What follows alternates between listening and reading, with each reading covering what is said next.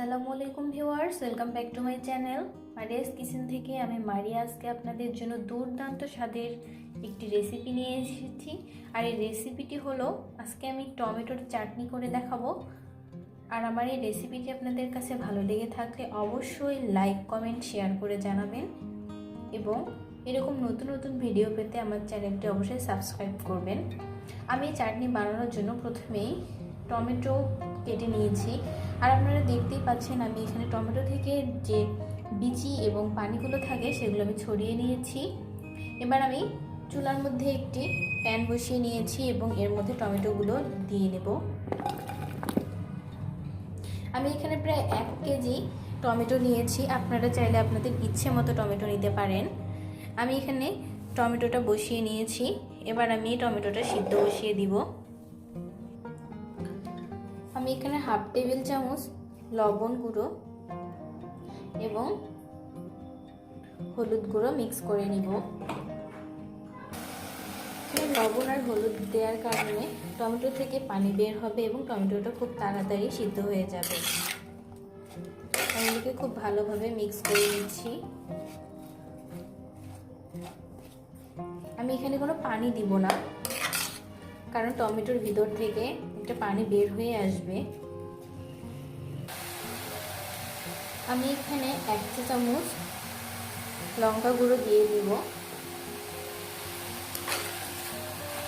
এবার এটাও খুব ভালোভাবে মিক্স করে নিব।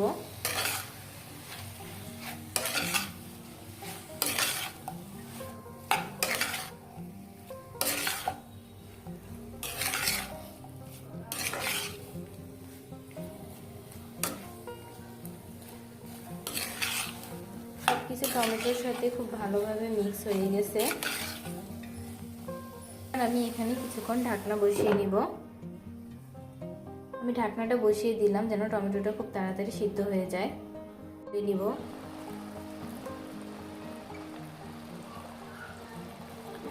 দেখুন আমার টমেটোটা সিদ্ধ হয়ে গেছে,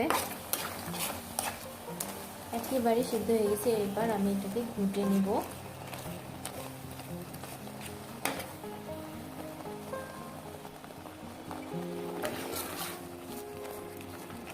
টমেটোটা অনেক সুন্দরভাবে ম্যাশ হয়ে গেছে। এবার আমি এটাকে একটা পাত্রের মধ্যে তুলে নিব। এবার আমি কড়াইয়ের মধ্যে একটু সরিষার তেল দিয়ে নেব।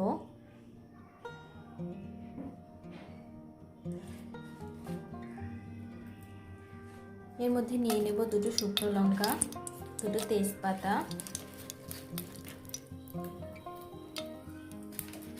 2টো সাদা এলাচ এবং একটু পাঁচফোড়ন। আমি খুব ভালোভাবে এটা তেলে ভেজে নিব।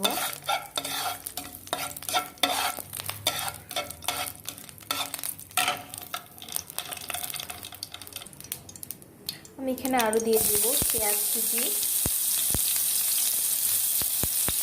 কয়েকটা রসুন কুচি এবং 2টো চেরা কাঁচা লঙ্কা। আমি তেলের মধ্যে এগুলো খুব ভালোভাবে ভেজে নিব।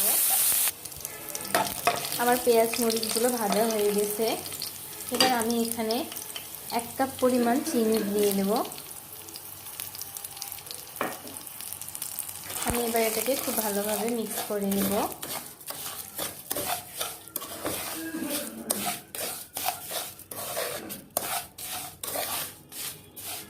এবার আমি এখানে টমেটোগুলো ঢেলে নেব।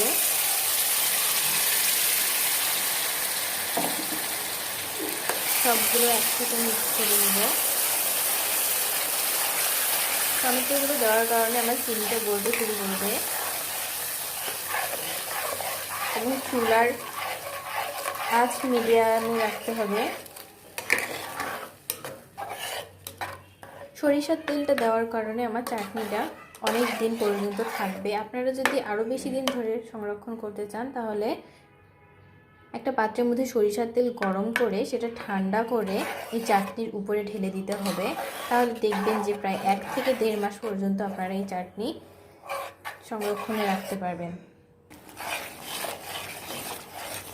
চাটনিতে এভাবে অনবরত নাড়তে হবে যেন নিচে দাগ লেগে না যায়। এটা ঘন হওয়া পর্যন্ত ওয়েট করতে হবে।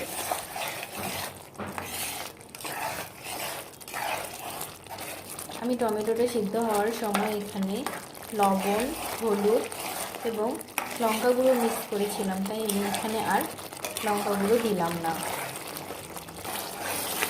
আমার চাটনিটা ঘন হতে শুরু করেছে, আর এটা ঘন এবং আঠালো হয়ে গেলে আমি এটা নামিয়ে নেব।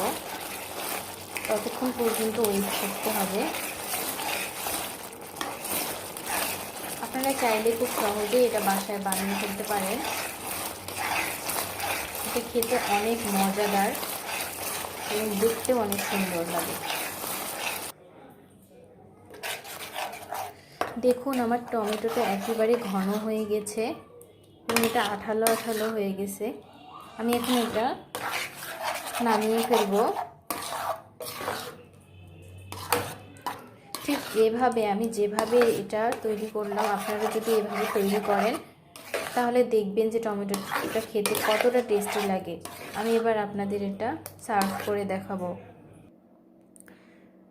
দেখুন তৈরি হয়ে গেছে আমার দুর্দান্ত স্বাদের টমেটো চাটনি। আপনারা চাইলে এটা বাসায় তৈরি করতে পারেন এবং ভাত, রুটির সাথে সস হিসেবে